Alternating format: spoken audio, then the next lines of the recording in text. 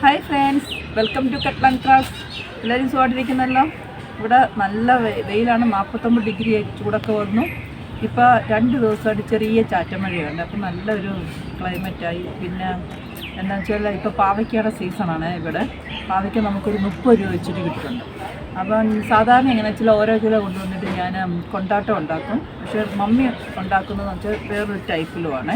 പിന്നെ അത് മാത്രമല്ല, പാവയ്ക്ക അല്ലാതെ മെഴുക്കുവരട്ടിയോ തോരനൊക്കെ വെച്ച് കഴിഞ്ഞാൽ എൻ്റെ ചേട്ടനും മക്കൾക്കൊന്നും അത്ര വലിയ താല്പര്യമൊന്നുമില്ല.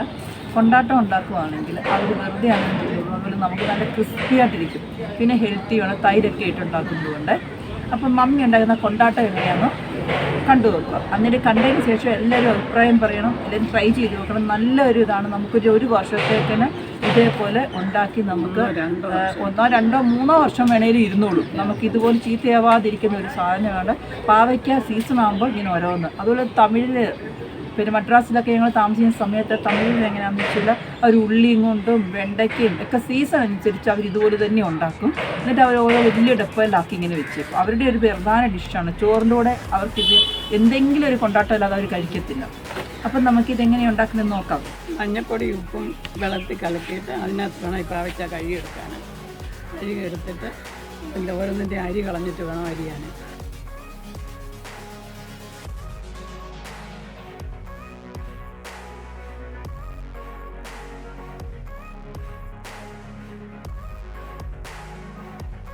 ഇതുണ്ടോ പഴുത്ത അരികളും ഉണ്ട്.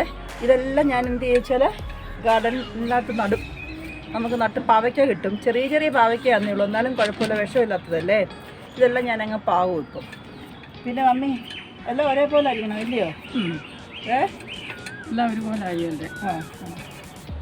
എല്ലാം ഒരേപോലെ വേണം അരിയാൻ. ഇത്ര ഉള്ളതുകൊണ്ട് അരിയാൻ പ്രയാസമാണ്. മമ്മി ഒറ്റയ്ക്കായിരുന്നു അരിഞ്ഞത് കേട്ടോ, ഞാൻ ഹെൽപ്പൊന്നും ചെയ്തില്ല. കാന്താരി എന്താണെന്ന് വെച്ചാൽ ഇത് രണ്ടിൽ ഏതേലും ഇതിലിടണം, ഇളക്കാനും.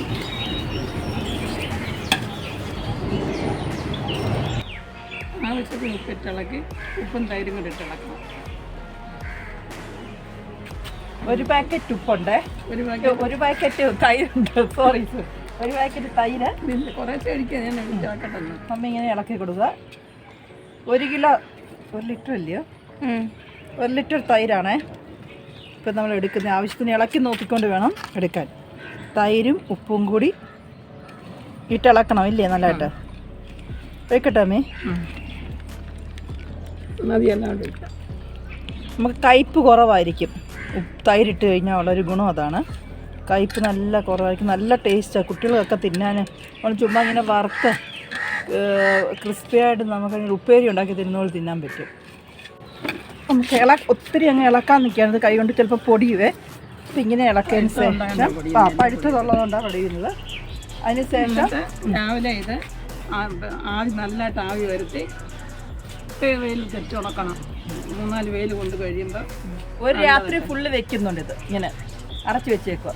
ഇതെല്ലാം ഇളക്കി വെച്ചതാണ്. ഇളക്കി വെച്ച് സൈഡിലൊക്കെ കിടക്കുന്നതിനോട് ചേർത്ത് വെച്ചിട്ട് ഒന്നുകൂടെ ആവി വന്ന് കഴിയുമ്പോൾ നല്ല വെയിലത്തോട്ട് ഇട്ട് ഉണക്കണം.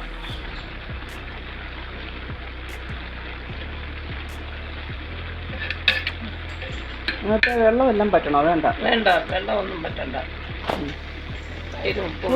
ഒന്ന് ഒരു 10 മിനിറ്റ് വെച്ചാൽ മതി. തോന്നില്ലയോ? അതിപ്പം വാടുമ്പോൾ എല്ലാവർക്കും അറിയാമല്ലോ.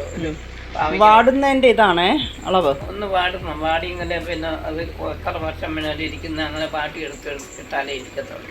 വെച്ചേക്കുക. നല്ല ആവി വന്നു കഴിയുമ്പോൾ ഒന്ന് ഇളക്കിയിട്ടുകൊണ്ട് ഒന്നുകൂടെ ആയി കഴിയുമ്പോൾ വാങ്ങണം. കുറച്ച് പിന്നെ വെള്ളവും കൂടി ആണിട്ടുള്ളത്. അതുകൊണ്ടാണ് നമ്മൾ പാത്രത്തിലോട്ട് ഇടുന്നത്. ഇല്ലെങ്കിൽ പായിലൊക്കെ ഇട്ട് കഴിഞ്ഞാൽ ചിലപ്പം എടുക്കാനേ ഇളകി വരാൻ പ്രയാസമാണ്. ഒന്ന് ഉണങ്ങിയതിന് ശേഷം നമുക്ക് പായിലോട്ട് മാറ്റാം.